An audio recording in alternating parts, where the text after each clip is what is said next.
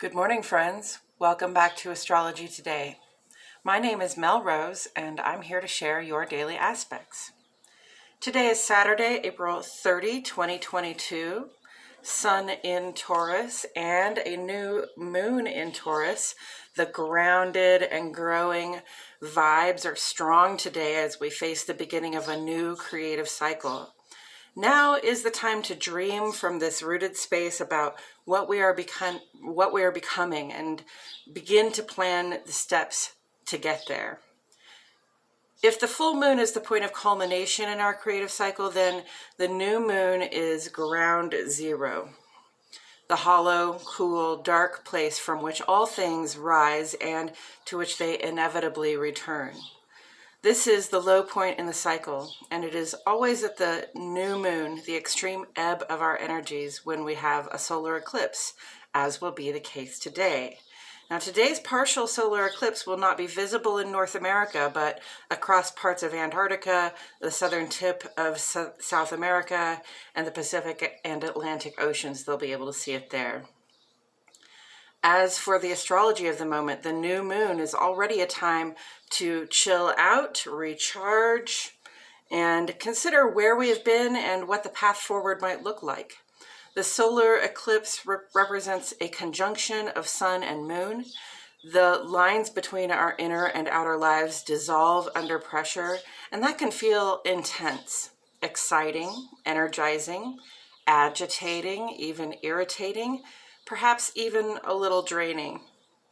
We will each and all make of it what we will, but by all accounts, it's a good time to lay low. Some might use the eclipse energy for meditative or ritual reasons, but it's truly not a bad time to do as little as possible. For myself, I know that if I can relax and tune into the energy of the moment, that is what I plan to do. I'm going to get right into the aspects, but first I will point out the handcrafted key on the right-hand side of the page. Most of the symbols on the page have made it into the key, so if you desire a point of reference, it's right there. I've otherwise divided the page into two columns, one for each of our luminaries. Now, the moon is a luminary that sheds light on our inner lives. This is your relationship with yourself, what it feels like for you to be in your body, heart, and mind, and in your home. The transits and aspects that the moon makes are all very brief, and they have a subtle impact on those things you think, feel, know, and intuit, but may choose whether to express. The sun is the luminary that sheds light on our outer lives. This is the outward expression of yourself in the world, specifically in your work, social, and civic spaces. I address the sun and the rest of the planet's movements on this side because they have a greater effect on that outward expression. We begin on the sun side today, friends. At 3:28 this afternoon, Central Standard Time, Sun goes conjunct to Moon. Taurus, Cancer, Leo, this will likely be very noticeable to you. The moment indicates the culmination of the new moon and the beginning of the partial solar eclipse that we can't see in North America. Again, symbolically, the inner and outer lives are under pressure together, and this can go well or less well depending on your personal circumstances. It is a good time to relax and focus on feeling grounded and comfortable in the space where you find yourself. And then at 4:14 p.m., Venus goes conjunct to Jupiter. Taurus, Libra, Sagittarius, and Pisces may feel this pretty intensely. The expansion of our receptive ways, our vessel for resources is underway through May 2nd. We have done the thinking, the planning, and the listening. We have grown our idea of what it is that we need in order to thrive. And having put in that work, Jupiter under pressure with Venus here, that's under pressure right there, promises to make larger our capacity to receive and create. In the ongoing column today, we have a lot going on. Mercury square Saturn is with us through the 1st, so that'll be tomorrow.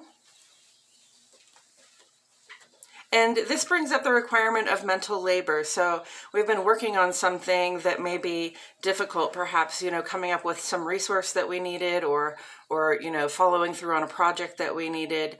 And there may have been some challenges to communicating what it is that we were working on because of the fear of facing negative feedback.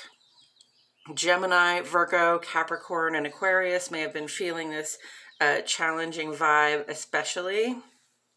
At this time, we're empowered. No, some of the things that we're working on may be better dealt with alone. Save the expression of these thoughts and plans for when your plan is better formed.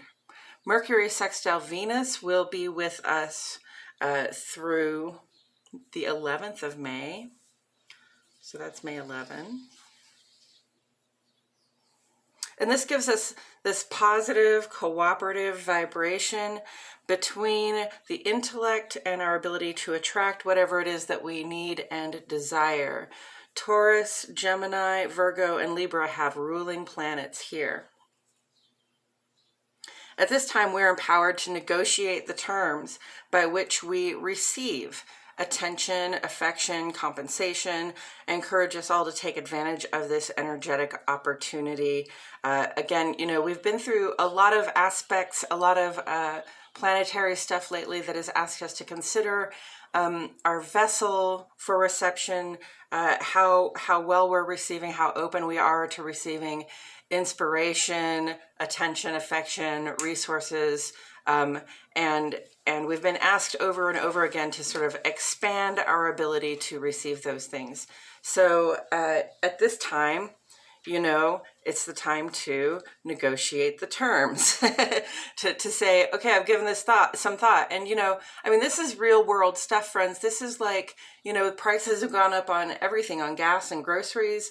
And a lot of us, probably haven't gotten that raise yet that compensates for the rising prices of things. So, we really have been giving thought to what more it is that we need. And now is the time to talk about it, to ask for help, to let people know what it is that you need in order to continue thriving. Mercury sextile Jupiter will be with us just over a month till May 28th. Well, that's just under a month now. Gemini, Virgo, Sagittarius, and Pisces. Our ideas about what we can be, do, and have are expanding, and so must the plan. So it's time, this says communicate about what you need. And this says, communicate, plan, cogitate, analyze what it is, that we want to be, do, and have in the future, that bigger vision that we have for ourselves and what we're trying to do with our lives. It's time to talk about it and plan for it. Then in here I have Mercury trine Pluto, and this will be with us through the 19th of June. So this one will be here for quite a while. Gemini, Virgo, and Scorpio, let us know how this is going for you. Pluto has just gone retrograde, which is part of what extends this trine period past just a couple of days. I see ideal, positive functioning between our thoughts, plans, and communications and the inward transformations we're going that we're going through. It's good to have clarity about what's going on the inside. Oh, excuse me, friends. So we can really see deeply inside ourselves, and we can see deep into situations and probably deep into other people, especially those we keep close to us, really understand what the truth is about our capacity and our desire, and therefore, give it some consideration and some conversation and some planning. Pluto is about the endings and the beginnings, right? This is our transformative vibe. So this is like when we stop being one person and we become another person, or we stop being a certain way and we become another way. So, Mercury there in that harmonic ideal functioning with Pluto says, that we can see that really clearly. And it's great because when you see the endings and beginnings that are coming up, you can therefore plan for them and be ready for them, right? Go into them like with a willing and open heart rather than just avoiding them because we don't like endings or we don't like starting over, right? These things are inevitable. The transformations, the endings and beginnings, they're coming to us. They will happen to us. We can resist them and have a hard time, or we can sort of dive in and make it as easy for ourselves as possible because we're conscious and willing participants. Pluto turned retrograde yesterday and will continue in that direction until the 8th of October. Pluto is the modern ruler of Scorpio, but its impacts are less felt on the individual level and than they are on the broader community, generational level, the worldwide level. Pluto takes 25 to 30 years to transit through a sign, so you might only see Pluto in 3 or 4 signs during your lifetime. Pluto has been in Capricorn for over 20 years now, and I encourage you to look back and see the massive shifts that have been made to our sense of what is solid and foundational, both in culture and in our personal lives. This will be Pluto's last retrograde in the sign of Capricorn. At least the last we will see in our lifetimes, as I said. The time of upheaval intensifies in this Pluto's final year in Capricorn. Don't be surprised if you begin to see some intensified upheaval in your own approaches to what you consider traditional, what you think works, what you see is tried and true. And because of this, Pluto retrograde is also a time when things that don't work, like bad habits, toxicity in our relationships, or poor money management, will be painfully clear to us. Endings and beginnings, friends. Again, it is possible to become a willing and engaged participant in the transformations that are upon us. On the moon side today, moon goes sextile to Mars at 6:23 this evening. Aries, Taurus, Cancer, Scorpio, we feel active, direct, perhaps even sexy. The cooperative sextile vibration here says the actions we take for our heart or our home will be productive. Then at 11:24 this evening, moon goes conjunct to Uranus. Taurus, Cancer, Aquarius. This aspect can have a jumpy, nervous feeling. We feel almost compelled to make some change, but it may not come across well. Don't forget to communicate with the people you keep close to you about the changes you have a desire to make to yourself and to your home. Tomorrow, Sunday will bring a Venus sextile to Pluto. This is our receptive quality and a cooperative vibration with those transformational energies that we are really very much dealing with right now with Pluto retrograde and Mercury trine Pluto. Also, tomorrow brings the beginning of solar Beltane. This is the midpoint in spring. It is the midpoint between the spring equinox and the summer solstice. So it's really the time when things start to heat up. Things get a lot sunnier and warmer, and it starts to feel a little bit more like summer than spring, or a little bit more like spring than winter, depending on where you are. Next week on Monday, Venus will make ingress to Aries, and our receptive quality will become a little more active and direct about what it needs to receive. Venus in Aries is not as strong as it would be in other signs. It's a little bit weak, but it still makes us a little bit more forward and capable of asking for whatever it is that we need. Tuesday, Jupiter goes sextile to Pluto, so that's your sense of expansion and growth, again in a cooperative vibration with those transformational energies that we're working with over here. And then, let's see, Wednesday, Mars goes sextile to Uranus. That's your active, assertive self and a cooperative vibe with your ability to make changes. So that might be a better time to make those impulsive changes that you're trying to. And then next Sunday, we'll bring our first quarter moon in Leo. And this is a time to set our plans into action. Okay, that's it for today's astrology, friends. Thank you all so much for tuning in. Please like my video, subscribe to my channel, click the notifications bell. I post here every day, and I wouldn't want you to miss a thing. And friends, I appreciate it so much when you comment to ask questions or provide encouragement. It isn't just gratifying for me to know that you're listening, but it also lets YouTube know that you're engaged in the content, and that helps us out a lot as well.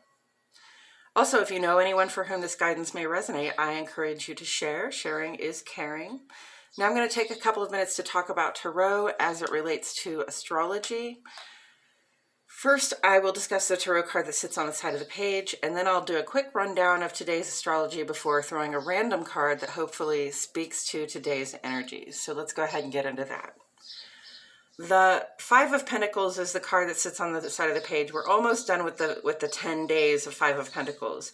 Five of Pentacles astrologically represents the first 10 days of the sun's transit through Taurus. There's a 30-day transit there. There will be 3 10-day sections. So the Five of Pentacles really represents a time of need, poverty, lack, insecurity, specifically regarding our physical resources. That's our health, our possessions, our financial wealth, specifically the physical stuff we need in the world to survive and to thrive. And if you see this picture, you see these people sort of walking around out in the cold, maybe not having everything that they need, to get in from the cold. How about that?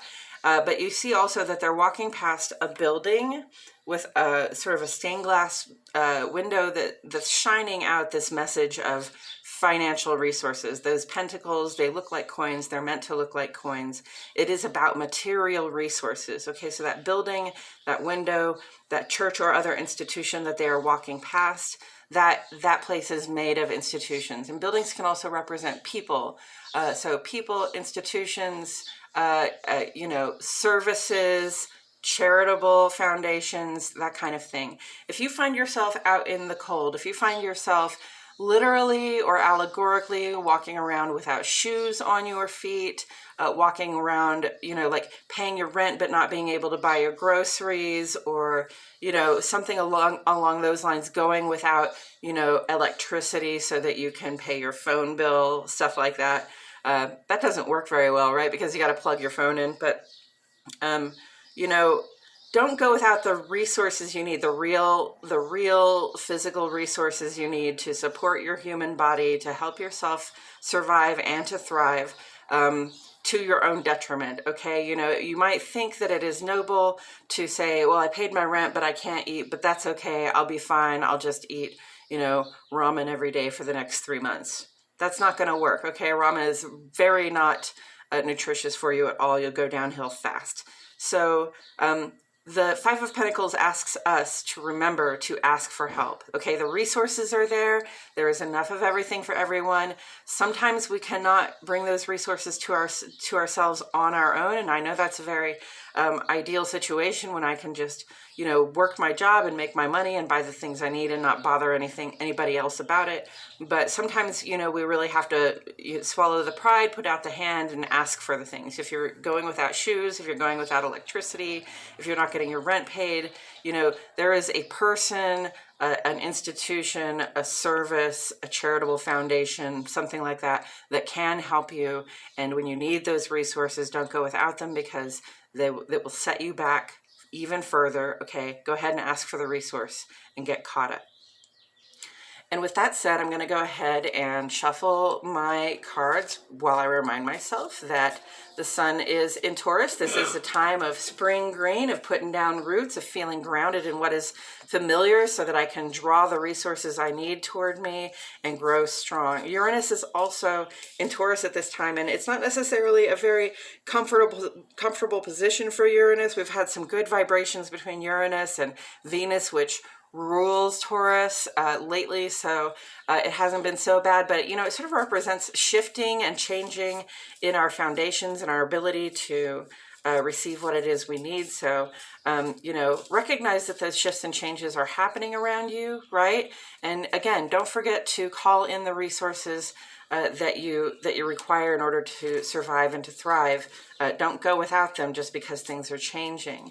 The new moon is a really like the low ebb of the lunar cycle, the creative cycle. It's a good time to relax, reflect on how things have gone, and think about how they might be going forward. This is the beginning of our creative cycle, so what we want to do, you know, new moon in Taurus says we're already grounded in what is familiar. What we want to do from here is think about for the next few weeks how we are going to draw in the resources for our expanded plan, for our new set of goals, for our new set of intentions. And then on the sun side of the page, sun goes conjunct to moon. That's that new moon. Sun in conjunct with moon is the outer life and the inner life sort of under pressure together. It's a good time. It might feel kind of agitating to reflect and relax, get grounded, right? Remember I said, feel your butt in the seat, your feet on the ground, take some deep breaths.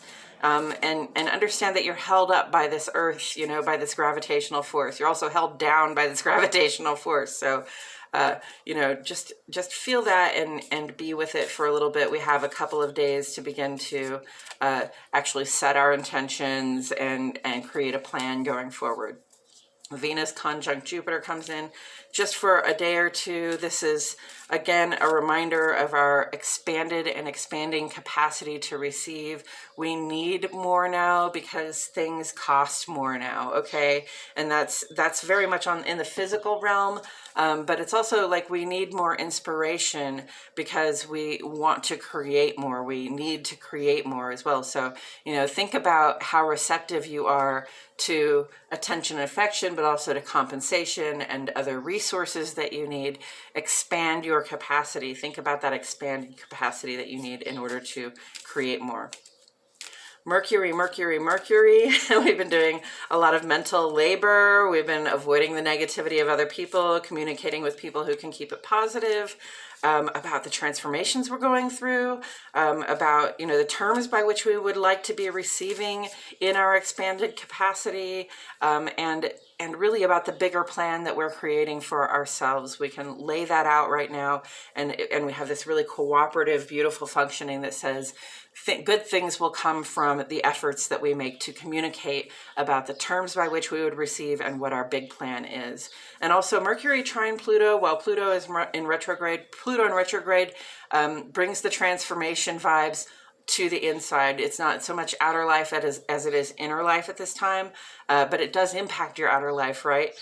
Mercury trine Pluto here says we can see very clearly, we can think and plan and communicate about what's going on deep inside, and we can see those endings and beginnings coming up, and we can begin to plan for them in a conscious, willing, participatory way, rather than just allowing those transformations to befall us and, you know, see what happens, right? When you go into it willingly and consciously, you can really ease the impact of the endings and the beginnings. And then on the moon side here, we have moon sextile Mars in the evening. This is a good time to take action on something that's close to your heart.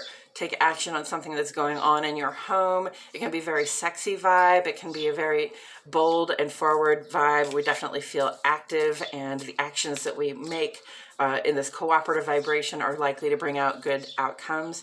Moon conjunct Uranus, a little more variable outcome, sort of an intense, almost compulsive need to make changes. Don't necessarily have to make them at this time, okay? If you feel compelled, that doesn't mean you are compelled. Don't forget to communicate to the people that you keep close to you, you know, in order to help yourself not make rash changes that aren't really going to work for you, right? You know, communicate with people you trust so that they can tell you, I don't know if that changed. I mean, that sounds like fun, but maybe not today, right? We do have coming up this Mars sextile Uranus next week, and that's going to be a much better, more ideal time to make the changes that we've been thinking about. And with all of that said, I'm going to go ahead and turn this over. Okay, we got the Six of Swords. So 5 of Pentacles, 6 of Swords. First, I'm going to say swords are about our thoughts, plans, and communications. It's very much a Mercury vibe, right? it's interesting to me. We have 4 Mercury over here and we have 6 swords. So 6 of Swords is really about moving away from a bad situation. Okay, maybe we messed up a situation we were in, or maybe a situation we were in just got messed up. Okay, maybe some words were said or some plans were made to exclude somebody, or to to, I don't know, to really, obviously, whatever happened, it brought an end to a situation. And so it's a time to sort of move away from the drama of our own thoughts, plans, and communications. Like if we catch ourselves thinking, planning, and communicating like we're against someone else, or like, we're going to take somebody else down, or we're going to make it clear to somebody else how wrong or badly they're behaving, that can lead us into a problem. And also, other people can use their thoughts, plans, and communications intentionally or unintentionally, consciously or unconsciously against us. They might see us and feel jealous for what we have, or they don't like the way that we act or behave. And so their thoughts, plans, and communications sort of go toward taking us down, right? In either case, often the best, most peaceful way to get out of a situation like that is to withdraw. And that's what this is about. It's like getting in your boat. The water represents emotions. Getting in your boat, staying on top of your emotions. Things can be a little bit choppy, but it'll be smoother sailing the further away you get from that situation. And I mean, emotionally, things can get a little choppy, but the further you get away from the thoughts, plans, and communications that aim to take somebody down, the more smooth the emotional ride will be as well. Okay, so don't be afraid when things get a little choppy emotionally and between you and other people. It's okay to withdraw. There's nothing wrong with that. If you have responsibilities to these people, of course, you have to maintain your responsibilities, or you have to arrange for them to be maintained to the best of your ability. But if things are going really bad and really wrong, often withdrawal is the answer. Often we're not going to get the explanation or the apology that we're looking for, or they're not going to get the explanation or the apology that they're looking for from us. But we can withdraw from the situation, just say, I'm not going to be a part of this anymore. I'm going to school my own thoughts, plans, and communications, and I'm going to allow myself a little bit more emotional smoothness, emotional well-being by not engaging in this fighting anymore. And taken together with the 5 of Pentacles, maybe the lack, the poverty, the need, the insecurity that we are experiencing at this time has something to do with some sort of a fight or altercation that we've been in, a verbal battle, a sort of test of wills. And maybe, sometimes the way to get the resources that we need is to withdraw from the situation with people who are trying to take our resources away from us, or who are a burden on our resources, right? We can't let everybody get on the boat, but if we have our own boat, we can definitely get out there to calmer waters and rustle up our own resources on that side. And I think that's all I have to say about it today, friends. Thank you so much for joining me. I truly appreciate you being here. My name is Mel Rose, and I'll see you all back here tomorrow for more Astrology Today.